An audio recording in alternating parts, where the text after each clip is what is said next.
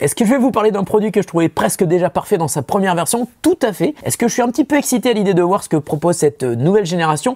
Absolument. Voici la Sonos Beam Génération 2. Cette vidéo sera sans doute intéressante pour les yeux, mais aussi et surtout pour les oreilles. C'est parti.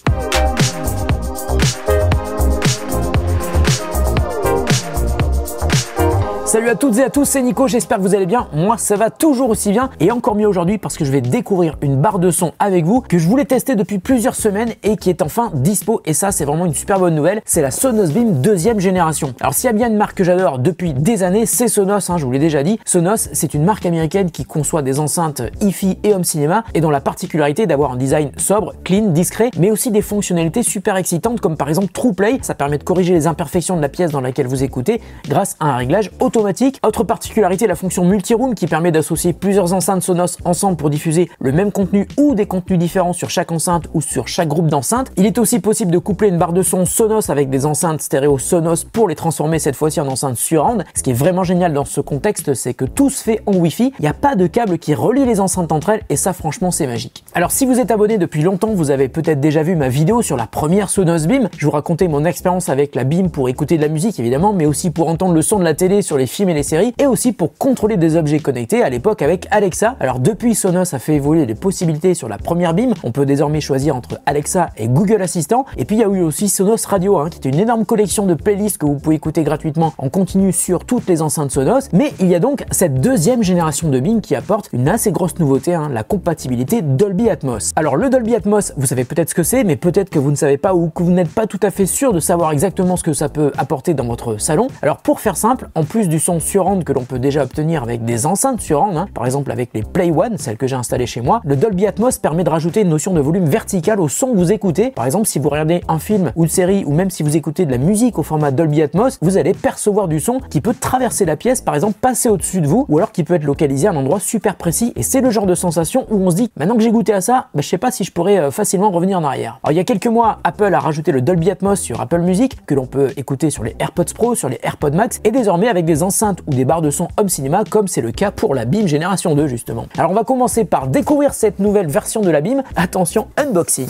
Alors c'est la Génération 2, mais je m'aperçois d'un truc, c'est que le carton a exactement la même taille que la Génération 1. Ça veut dire qu'à mon avis, la barre de son fait exactement la même taille que la première version. Hop là.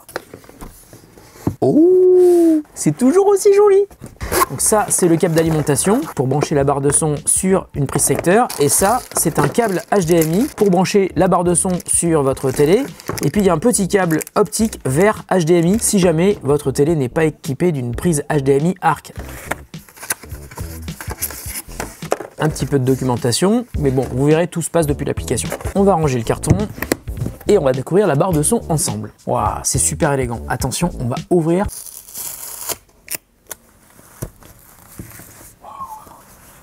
Mais quelle classe ce déballage! Le produit est magnifique et l'emballage est magnifique aussi. Waouh, je fais tout doucement. Elle est magnifique. Ah, ils ont changé un truc, je le vois tout de suite, c'est que là, la grille, elle est métallique, j'ai l'impression, peut-être du plastique. En tout cas, c'était du tissu sur la première génération. Si vous avez des chats, ça peut vous intéresser. Au-dessus, on a les boutons de contrôle, donc play, pause, volume moins, volume plus, et si on fait ça, hop là, ça slide, hop, dans un sens ou dans l'autre sur la navigation. Ici, on a un bouton qui permet d'activer ou désactiver le micro pour Google Assistant ou Alexa. Ensuite, à l'avant, on a donc le logo Sonos, et je vous le fais à chaque fois, mais je vous le refais une fois de plus. Regardez, si je retourne la barre de son, il y a toujours marqué Sonos, voilà. Et à l'arrière, parce que c'est aussi ça qui est important, c'est quand même super limité en termes d'entrée et sortie, mais c'est normal, c'est comme ça que fonctionne Sonos. On a tout d'abord, le plus important, c'est la prise secteur pour brancher la barre de son sur le courant. Ensuite, on a un bouton pour procéder à l'appairage de la barre de son avec l'application. Ensuite, on a un port Ethernet si vous voulez utiliser le réseau local, le LAN plus que le Wi-Fi. Et ici, on a la sortie HDMI qui est aussi une entrée parce que c'est une entrée e-ARC. Donc déjà, ARC, ça permet à la télé et à la barre de son de communiquer dans les deux sens, aussi bien pour les contrôles que pour le son. Mais ça permet, quand on a une version e-ARC, de transporter du son qui est de plus haute résolution, donc avec un débit plus élevé, par exemple le Dolby Atmos. Et c'est tout, derrière, il n'y a que ça. Et je vous l'ai dit tout à l'heure, si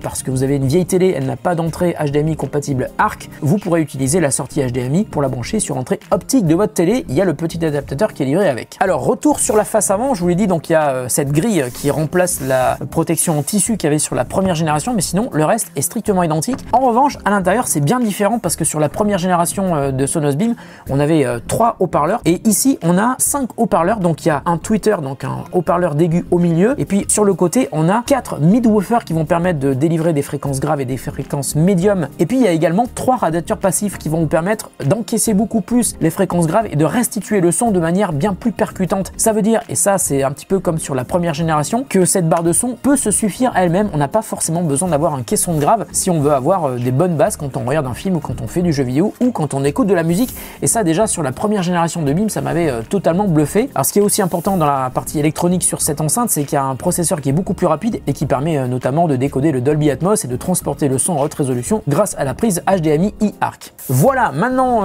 on va aller brancher cette barre de son sur la télé qui est derrière et qui est en train de diffuser une petite partie de Battlefront 2. On va comparer d'ailleurs tout de suite ce que ça fait. Donc là, c'est le son qui sort de la télé, on va essayer d'écouter. Là je suis à 80, hein, c'est presque le maximum.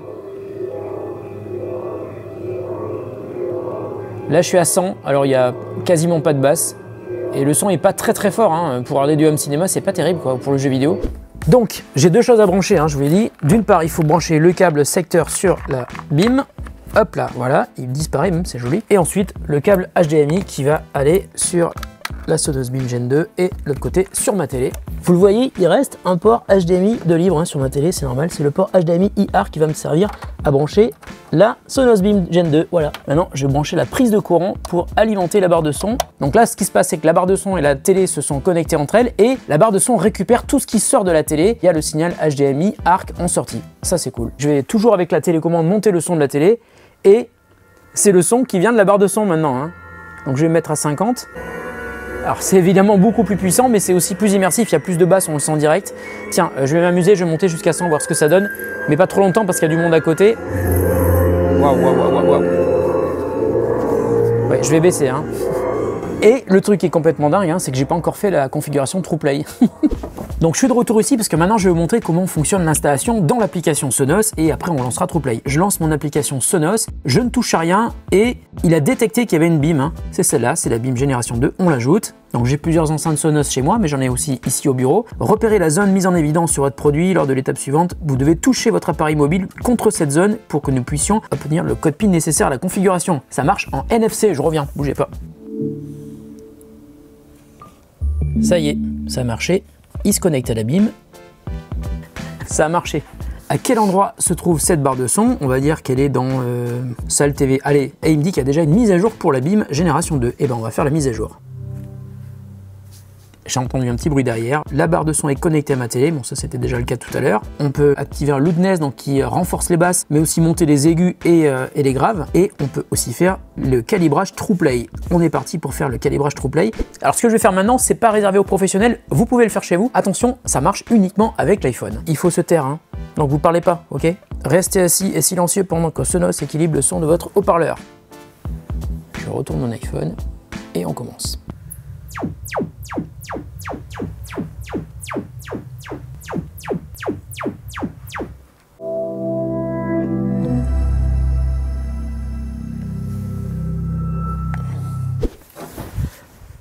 Bon, je suis prêt à tester, donc je vais monter le son. Là, je suis à 2, là, je suis à 6. Ça fait une énorme différence parce qu'en fait, je sens qu'il y a plus de basses et que le son est plus immersif. Ok, j'ai du son qui passe au-dessus, c'est pas flagrant, mais on le sent. Et je pense que si on remplace la barre de son Gen 2 par la Gen 1, on sentira la différence. Putain, je suis à la moitié, quoi, c'est impressionnant. C'est déjà très fort.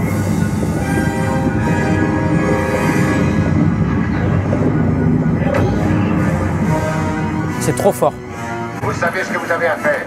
Emparez-vous des secteurs désignés et abordez ce vaisseau. Ok. On va s'en débarrasser. Les voix centrales sont hyper bien reproduites parce qu'il y a un tweeter, donc un haut-parleur d'aigu, et ça marche vachement bien.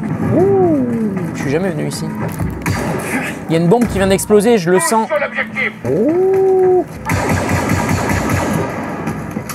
Ah, c'est violent quand même. Hein. Enfin, le son est violent.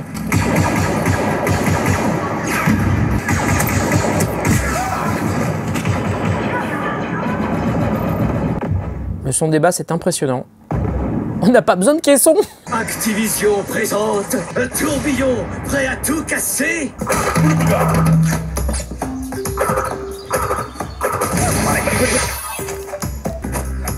Non mais sérieusement, il n'y a pas de caisson de basse quoi. Oh, wow, wow, wow, wow, wow, wow, wow. Ah, ça n'a aucun rapport avec le son que j'avais sur la barre de son que j'avais avant, elle était moins bien.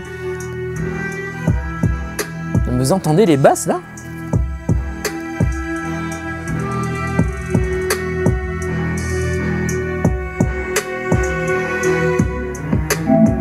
Qui a besoin d'un caisson de grave avec ça quoi, franchement? Monsieur Sonos, si vous voulez m'envoyer un caisson, hein, le sub Sonos, c'est avec plaisir.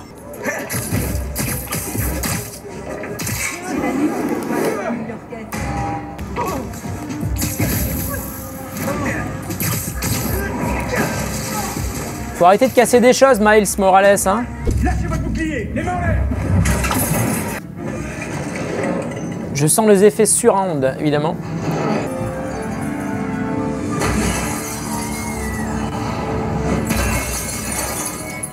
Ça doit faire mal, ça. Je fais ça aussi avec ma moto tous les jours. Là, on ressent peut-être le manque d'un gros caisson de basse hein, qui pourrait apporter des basses profondes. Et globalement, le son qui est délivré par cette barre de son est vraiment impressionnant, aussi bien au niveau des basses, hein, ça on le sent quand même bien, qu'au niveau de l'espace sonore, de l'immersion sonore, donc surround. Et puis, on ressent effectivement des effets un petit peu à hauteur, hein, surélévation, donc le Dolby Atmos. La voix centrale est hyper claire, ça c'est génial. Ça veut dire qu'on peut vraiment regarder des films sans réelle voix centrale, qu'on n'a pas besoin de mettre 5 enceintes, une à gauche, une à droite, une au centre, 2 à l'arrière. Vu la taille du truc et le prix de la barre de son, bah, c'est vraiment bluffant. La barre de son, elle est aussi compatible AirPlay. On va lancer un peu de musique.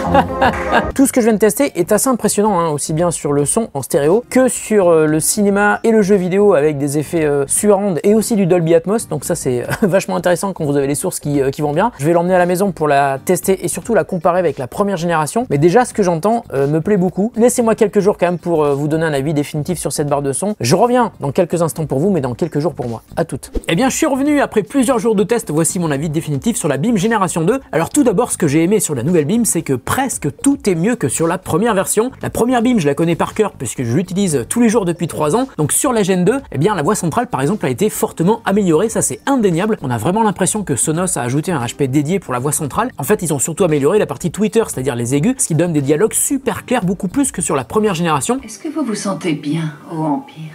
Oh, ce n'est que le saut, rien de plus. En revanche, j'ai pas noté de différence sur l'espace stéréo. Pour moi, c'est pareil que sur la première génération de la Beam. Mais j'ai quand même noté une différence. Hein. Je trouve que quand on écoute en stéréo, par exemple de la musique, le son était plus clair sur la première génération. Un petit peu comme si les aigus avaient été rendus plus discrets en stéréo sur cette Beam génération 2 pour la réserver à la voix centrale. En revanche, je trouve que les basses sont également meilleures. Sur la Beam 1, elles étaient déjà impressionnantes, mais là, c'est encore une étape au-dessus. Souvenez-vous, il y a presque 3 ans, dans mon test de la première Beam, je vous disais qu'on pouvait presque se passer d'un caisson de grave. Et bien, avec cette nouvelle version, c'est encore plus vrai, mais finalement ça tombe plutôt bien hein, parce que le caisson de Sonos, le Sonos Sub, est vendu quand même super cher. Et puis autre nouveauté, c'est l'amélioration du son surround. Alors je vous l'ai dit au début, on a désormais du Dolby Atmos, ça veut dire qu'on a une immersion encore supérieure dans le jeu vidéo, les films et les séries, à condition bien sûr d'avoir des sources qui sont dispo en Dolby Atmos, et c'est le cas par exemple sur Apple TV+, sur Netflix, sur Disney+, et je vous assure qu'il y en a de plus en plus, et même dans le jeu vidéo, hein, pendant plusieurs jours on s'est vraiment éclaté sur la PS5 par exemple. Alors en revanche, une précision, il n'y a pas de haut-parleurs qui sont physiquement dirigés vers le haut comme l'exige le procédé Dolby Atmos. Ici, c'est juste un algorithme qui provoque un décalage du son et qui va faire croire à vos petites oreilles que le son vient vraiment d'en haut. Alors ça marche plutôt bien, mais je pense que ça sera encore plus efficace si les haut-parleurs étaient véritablement dirigés vers le haut. Et pour ça, il faudrait regarder ou plutôt écouter la Sonos Arc, qui est la barre de son haut de gamme de Sonos. Et même sans parler de l'élévation du Dolby Atmos, la scène surround est quand même plus large qu'avec la première génération.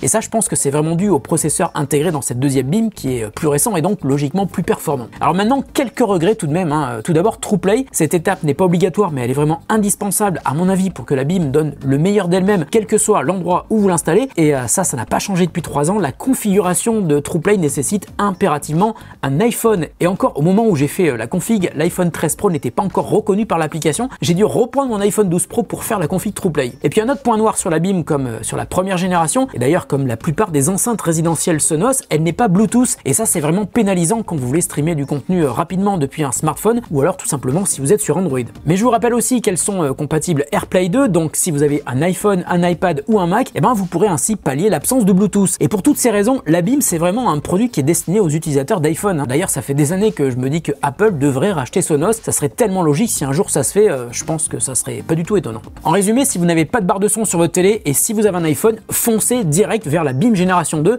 Pour moi, c'est le meilleur rapport qualité-prix du marché en termes de barre de son compacte. Alors si vous avez déjà la première BIM, à mon avis, il vaut mieux la garder et acheter 2 Play One pour les mettre en surround et ça sera déjà très bien. Voilà, si la BIM Génération 2 vous intéresse, je vous mets un lien en description de la vidéo et je vous mets aussi des liens vers les autres produits Sonos parce qu'il y a plein de trucs intéressants dans cette marque. D'ailleurs, pour un prochain test Sonos, j'ai bien l'intention de tester la Arc, la barre de son haut de gamme de Sonos avec mes Play 5 à l'arrière, ça devrait être super intéressant. Voilà, la vidéo est terminée, j'espère qu'elle vous a intéressé. Prenez soin de vous et de ceux que vous aimez et prenez soin aussi de vos oreilles. On se retrouve très bientôt pour une autre vidéo sur The Grand Test. Salut à toutes et à tous.